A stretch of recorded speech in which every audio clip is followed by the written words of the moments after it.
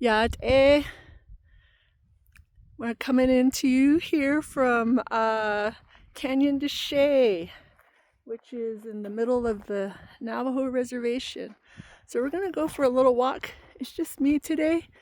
Um, I had to make a quick trip out to the reservation to take care of some business, and I want us to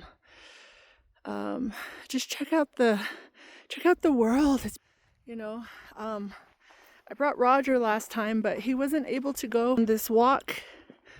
I just was able to take him to the Junction Overlook. But this land, I'm coming up on it right here.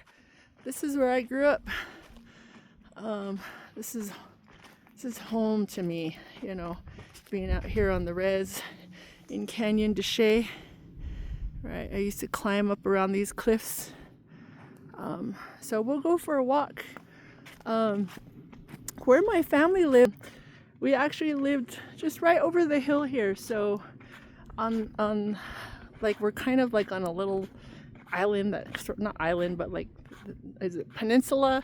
It kind of sticks out. I don't know if it's called peninsula or isthmus. I forgot that geographic term. But on the other side of this, that's where my family's land is, from on my dad's side of the family. So my bije, my paternal grandmother, my paternal auntie, bije, Dahulo, right? So I have more than a few, more than one. So they have the I guess the rights to that land over there and to the Gormans Arena. So now as an adult, I'm just a tourist in my own land. Just kidding. A tourist in my own home. I remember thinking about that. Somebody wrote a poem a long time ago about that. But this is all very beautiful and comfortable. Thinking about the landscape, and when we get to the edge, it's crazy to think that I actually used to climb up these cliffs here. Sometimes, probably wasn't so smart, but when you're 17 and 16 and 15, I used to come down here every day. We used to come down here and ride our horses from the ranch all the way into the canyon, or and then just go all the way up to just right over the hill on that side. We would just go that way. And so if you come in from the mouth, that's about 6 miles. Ooh, right here's some water. Well, not some water, but a water hole where water collects. Looks like there's still, yes, right? There's still snow. Crikey. Ooh, I hope I don't drop my phone. Right around the corner, right there. Just right there, and then around the corner, and then that's where my family's land is. And it's kind of cool. There's Canyon del Muerto. The junction is right over here where it splits, right there. Maybe it's a little farther down that way, but Canyon del Muerto is more of a clay canyon, I think. It's sandy on this side, Canyon de Chelly, so it splits in, and then Canyon del Muerto goes all the way over there towards Chelly, and that's where it goes, about 30 miles away. But right here is, and White House, say it be, I guess it would be Satya. It's sitting there. I don't know if it, or lying there. I don't know if that would be the right word. But they're in right? It's over there. And then if you want to walk down the path, you can walk down here on these switchbacks, which are over on this side. This is probably one of the most well-known places to go if you come on the Navajo Reservation, come down to Canyon de Chelly. This is the bottom of the switchbacks, and you can't really see the switchbacks because they're over here. I can kind of walk that way a little bit, but it's too late for me to walk down. I'll have to come on another day. Although right? So it's cold, and it's evening time, so it's not really a good idea. I'm dressed warm right now, but even then, it takes, I used to be able to do it in 25 minutes. I would run all the way down there, and then I would truck it back up here through this little tunnel. There's a little tunnel down here, which is kind of awesome. I'll have to take you on a walk there sometimes. I never noticed the like lizard nahalin kind of looks like a fossilized lizard looking at us, doesn't it? Just from this angle. It's kind of cool. I like looking at stones, especially on Mars. I feel like I can really see stuff on Mars, but that's probably because I grew up over here, so you can kind of learn how to spot things. There's one climb I did one time, which was really crazy. I was 17, someone told me about it, and I climbed, oh yeah, right here. So see where that tree is kind of by itself, right there in the middle, that little tree. And then there's like a little path that goes off to the right there. It's kind of off the beaten trail. I went up there, and then you see where that sloping curve is. That's where I climbed up. And I went all the way up that ridge to kind of the top. And then I had to crawl over to the left at one point because there was only like a few feet. I probably could have walked it, but I was so high up, and then that cliff kind of curves back, so I was kind of freaking out. I was like, no, what am I doing? Why did I do this? I'm gonna die. I'm never gonna do this again. So that was my experience, but I survived, and then I came back up, and I wouldn't recommend anyone else doing that. Even on my land, like when I grew up, my dad took my mom from the top here on the other side and took her down into the canyon, and she was like, I'm not going back up that way. You're crazy. And my great grandmother, she told my mom, you're not the only in-law that couldn't go back up. So my dad had to go climb back up, go get the vehicle, and then drive all the way back to the mouth of the canyon, which is about maybe like 6 miles, and down the hill, and then come back into the canyon about six miles. I think it's about 6 miles in, something like that.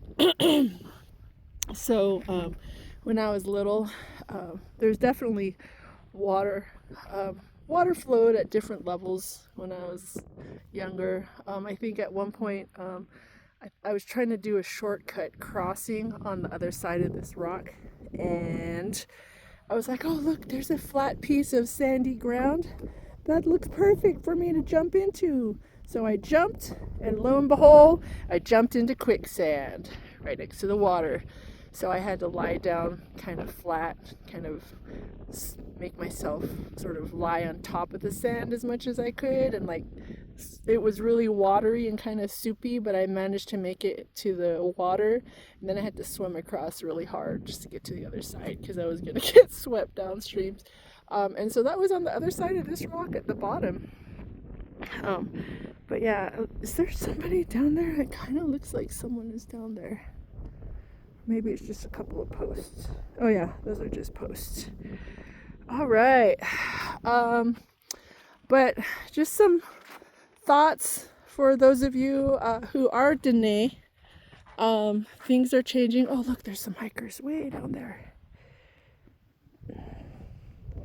That's pretty normal for families from Chinle to come down and walk up. It's pretty normal, especially in the summertime, to see them. This was training grounds for me.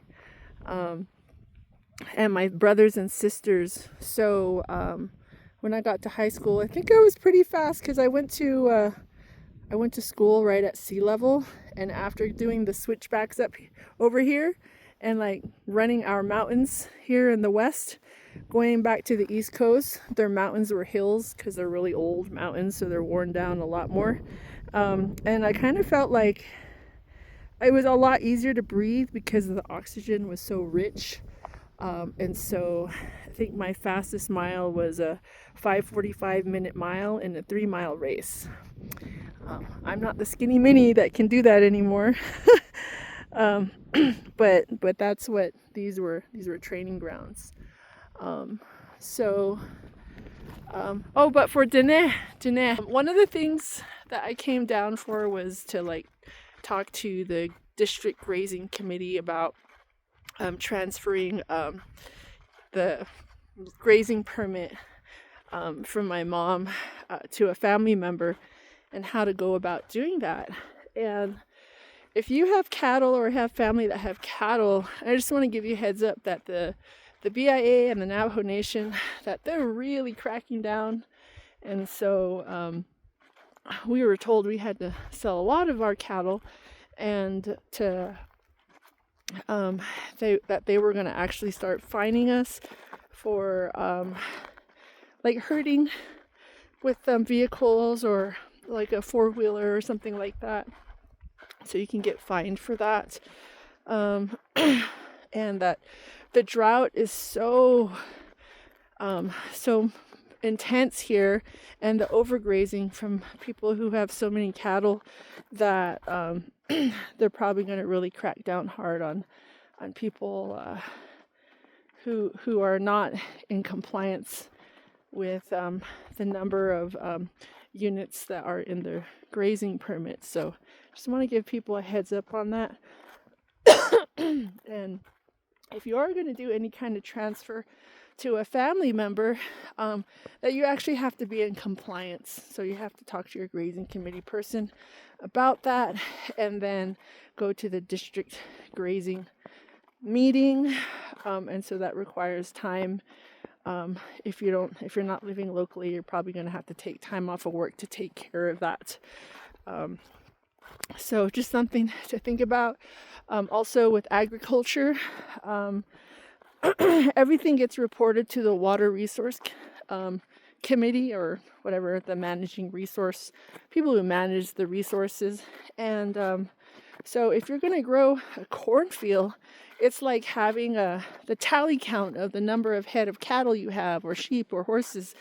You're going to have to also report what you grow, how much of it you grow, and they give that information to the Water Resource Management, because apparently when they negotiate like the water agreements with the states, the neighboring states and other tribes and whatnot, all of that is taken into consideration. And I just feel like the Navajo Nation is so, like, we're so complex that we've become a backwards nation in some ways. I mean, I see the importance of like managing things, but being told, oh, you're gonna have to do 3 separate forms just to transport your livestock, another form just to get that's notarized saying that you're gonna sell it, and then you have to get the ranger. By the way, there's only 14 rangers for the entire Navajo Nation reservation, which is like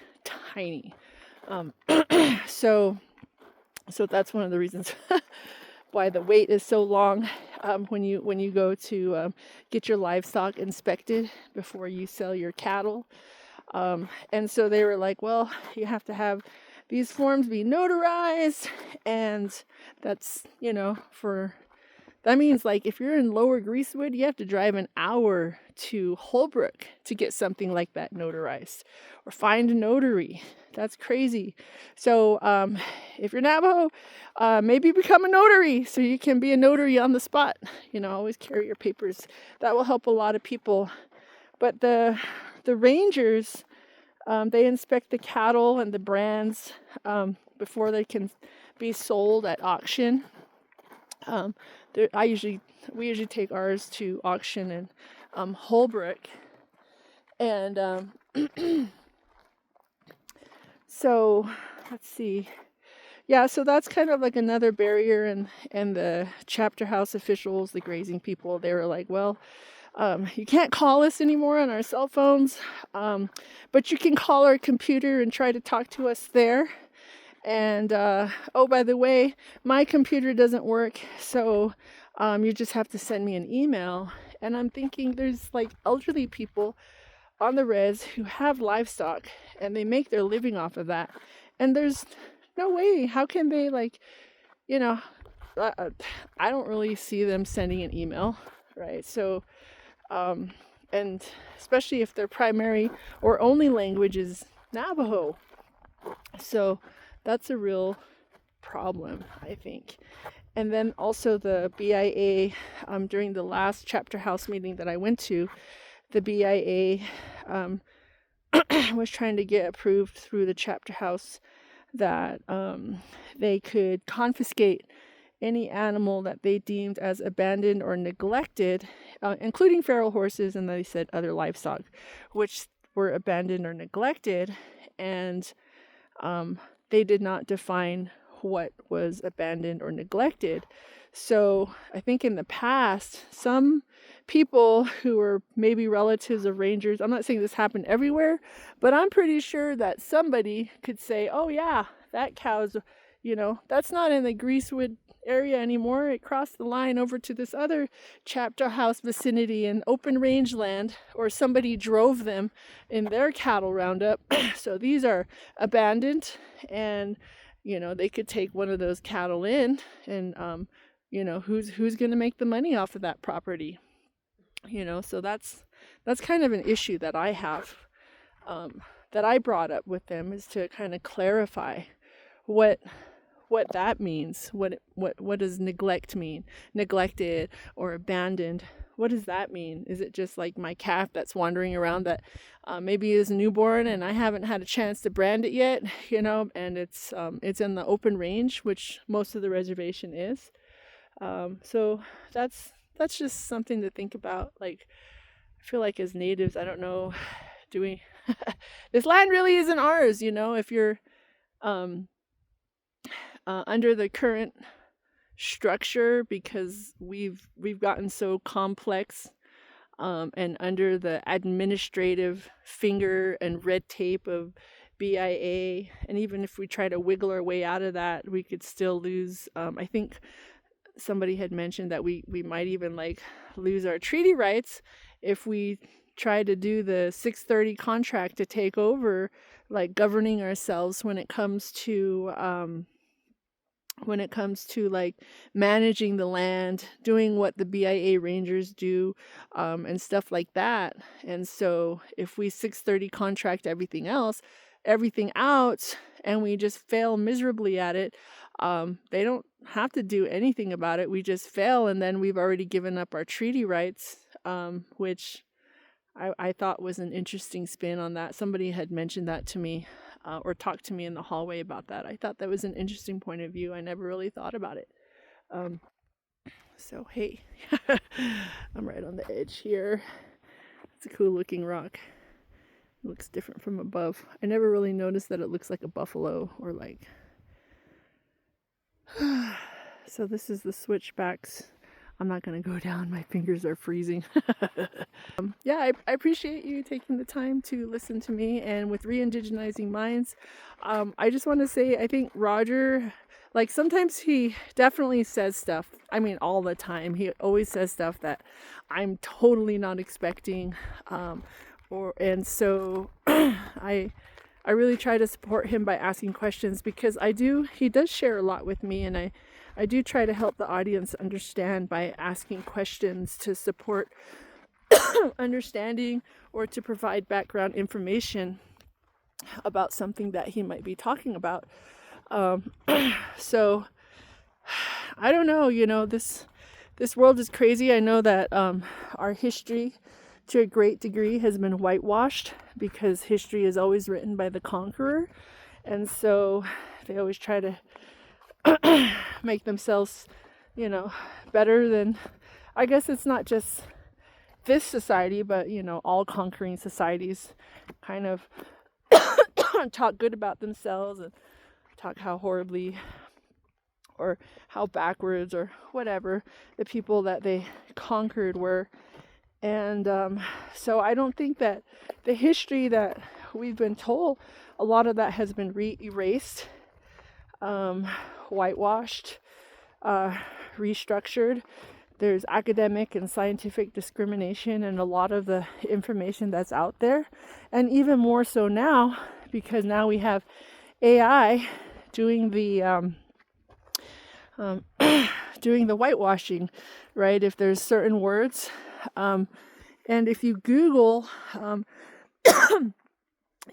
words that have been banned by the federal government, that shows, you know, how much AI funding for research, all kinds of stuff is being left out of the picture.